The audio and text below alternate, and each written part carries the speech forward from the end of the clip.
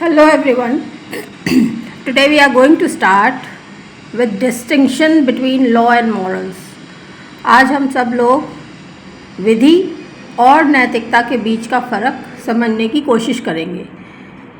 ये टॉपिक आपके यूनिट 5 का आखिरी टॉपिक है और इसी के साथ इंटरप्रिटेशन का जो सब्जेक्ट है उसका सिलेबस पूरा हो जाता है। आइए समझते हैं।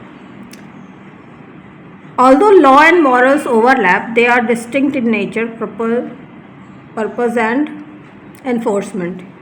यद्यपि कानून या विधि और नैतिकता एक दूसरे के ओवरलैप करती है, एक दूसरे से बहुत समीप का रिश्ता है इनका, फिर भी ये दोनों प्रकृति में, उद्देश्य में और लागू करने की स्थितियों में बहुत फ़र्क होती हैं एक दूसरे से।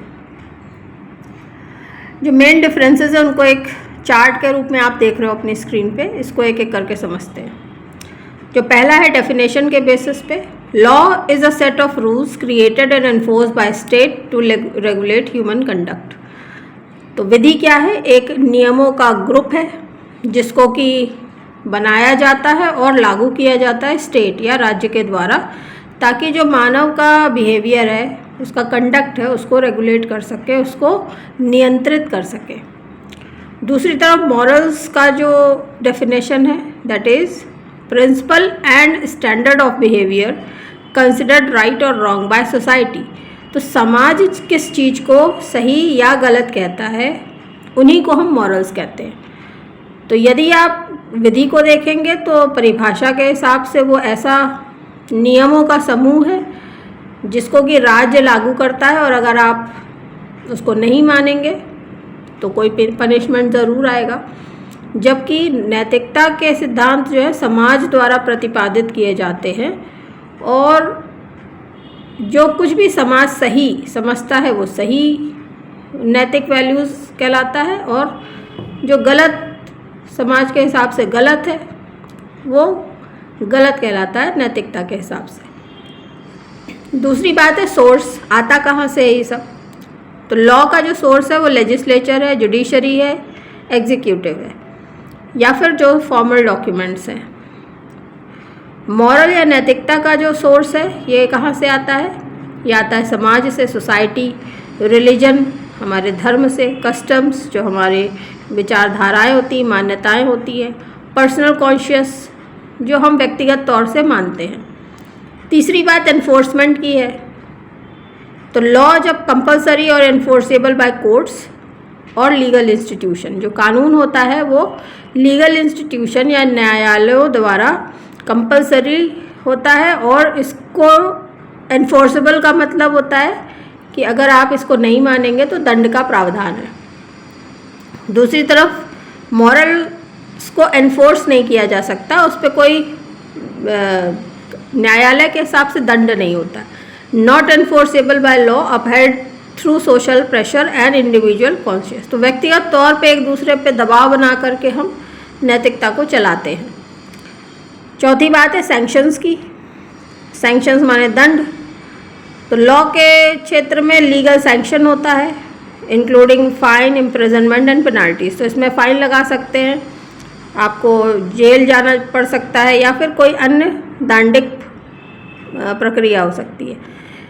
मॉरल्स के केस में सोशल डिसअप्रूवल, जैसे बहिष्कृत कर देता है समाज, क्रिटिसिज्म और एक्सक्लूजन फ्रॉम कम्युनिटी, आपको समाज से ही कार्यक्रमों में आपको शामिल नहीं होने दिया जाएगा, आपको अलग थलग कर दिया जाएगा, जबकि न्यायालय द्वारा कोई ऐसा प्रावधान नहीं होता है हमारे मॉरल सिस्टम में या नैतिकता के आधार पर जो नियम बनाते हैं उसको लेकर।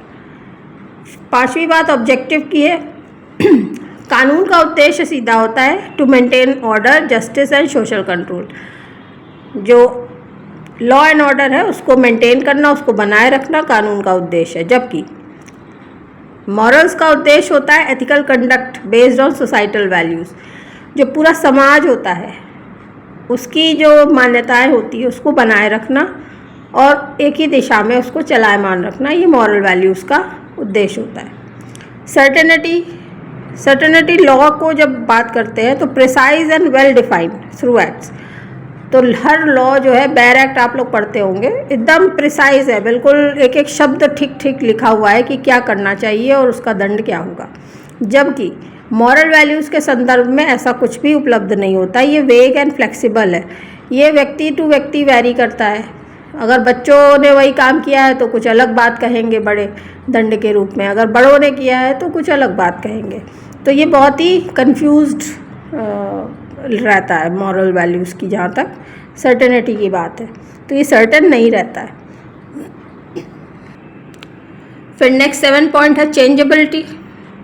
तो चेंजेबिलिटी जहाँ तक है, लॉ के रूप में अगर आपको लॉ पे बदलाव करना है तो एक उसका व्यवस्थित प्रोसीजर है जिसके तहत कानून बनाए भी जाते हैं और उनको बदला भी जाता है। जबकि मॉरल वैल्यूज़ की जहाँ तक बात है, ये बहुत धीरे धीरे बहुत लंबे समय में किसी समाज में अपना एक प्रारूप प्राप्त करते हैं।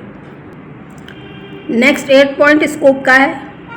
तो ये लॉ की जहाँ तक बात है, ये लिमिटेड होता है कंडक्ट में, क्योंकि ये केवल पब्लिक ऑर्डर को मेंटेन करने के लिए होता है और पब्लिक और या सोसाइटी का वेलफेयर के ऑब्जेक्ट को डील करता है। जबकि मॉरल जो है ब्रॉड होता है, बहुत बड़ा इसका विजन होता है। ये ह्यूमन बिहेवियर को इंक्लूड करता है, पर्सनल कंडक्ट को इंक्लूड करता है, यहाँ तक कि वैश्विक मानवीयता को भी वही बचाने में सहायक होता है। आखिरी पॉइंट एग्जाम्पल्स में देख लीजिए। लॉ में आप वेरियस एक्ट्स और लॉज आप जानते हैं, क्रिमिनल लॉ होते हैं, कॉन्ट्रैक्ट लॉ होते हैं, नेगोशिएबल लॉ होते हैं, कॉन्स्टिट्यूशनल लॉ होते हैं। तो इस तरह से अनगिनत लिस्ट है आपके पास। आप सब एडवोकेट होने वाले हैं, लॉ के विद्यार्थी हैं। और जहाँ तक मॉरल वैल्यूज़ की बात है तो इसमें honesty, kindness, love, loyalty, integrity, इस तरह की जो एथिकल वैल्यूज़ हैं उनको हम शामिल करते हैं। आखिरी में ओवरलैपिंग क्या होती है लॉ और मॉरल्स के बीच में, इन दोनों के बीच में समान बातें क्या हैं कि कुछ लॉज जो होते हैं मॉरल प्रिंसिपल्स को भी रिफ्लेक्ट करते हैं। तो certain laws reflect moral principle, जैसे law against murder, theft, assault. हम कानून में भी मॉरल वैल्यूज़ को ही अपहेल्ड करते हैं कि किसी भी व्यक्ति को मर्डर करने का कोई अधिकार नहीं है, भले ही उसके साथ कितना भी गलत हुआ हो।